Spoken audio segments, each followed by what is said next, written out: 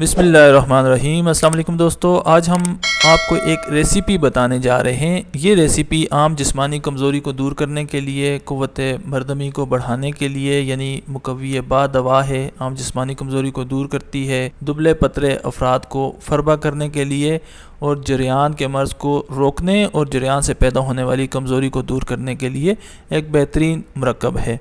इसके अज्जा आप सामने स्क्रीन पर देख कर नोट कर सकते हैं।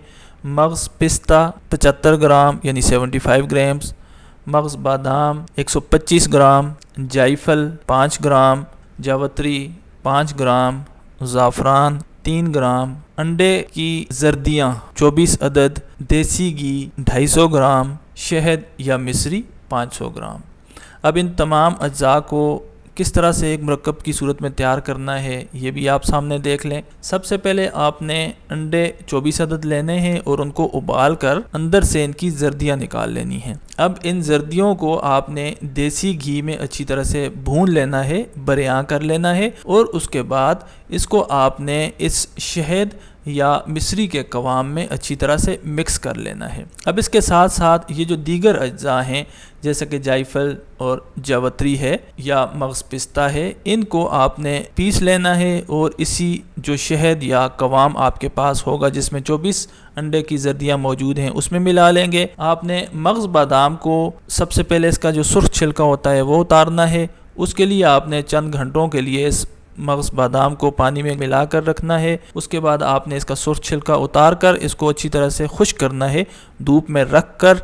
जब ये खुश्क हो जाए तो उसके बाद इसको बारीक पीस कर आप उसको भी इसी मरकब में मिला लेंगे। अब आखिर में आपने ये करना है कि जो ज़ाफ़रान आप 3 ग्राम ले रहे हैं, इस ज़ाफ़रान को आप थोड़े से 1-2 चम्मच अर्क गुलाब में घोल लें, अच्छी तरह से उसको रगड़ लें और इसको भी आखिर में इस मरकब में मिला लें।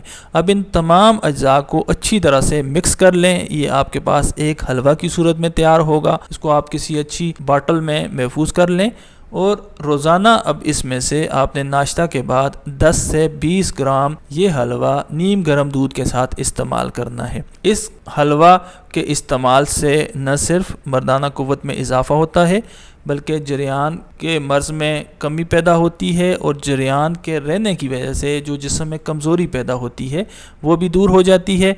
इसके अलावा अगर आपके जिस्म में आम कमज़ोरी हो, पट्ठे कमज़ोर हों, थकावट रहती हो, सुस्ती रहती हो, तो उसके लिए भी आप यही हलवा, यही मरकब इस्तेमाल कर सकते हैं। और ऐसे अफराद जो दुबले पतले हों, मोटा होना चाहते हों, सेहतमंद होना चाहते हों, तो वो भी इसी मरकब को इसी तरीक़ा से इस्तेमाल करके फ़ायदा हासिल कर सकते हैं। जी तो दोस्तों, मुझे उम्मीद है आपको आज की ये रेसिपी अच्छी लगी होगी। नहायत आसान रेसिपी है, अहम और कीमती अज्जा हैं, इनमें कोई भी साइड इफ़ेक्ट पैदा करने वाली चीज़ नहीं है। आप बआसानी इसे घर पर तैयार कर सकते हैं। तिब के स्टूडेंट्स इसको अपने मतलब के लिए बनाकर इस्तेमाल कर सकते हैं। अगर आपको ये वीडियो अच्छी लगी हो तो अपने दोस्तों के साथ ज़रूर शेयर करें। हमारे चैनल को सब्सक्राइब करना ना भूलिए। अस्सलाम वालेकुम।